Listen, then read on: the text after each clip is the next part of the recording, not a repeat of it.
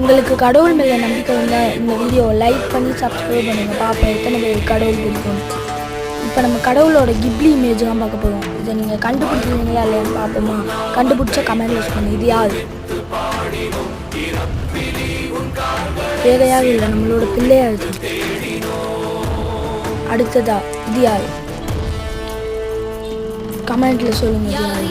Hanuman.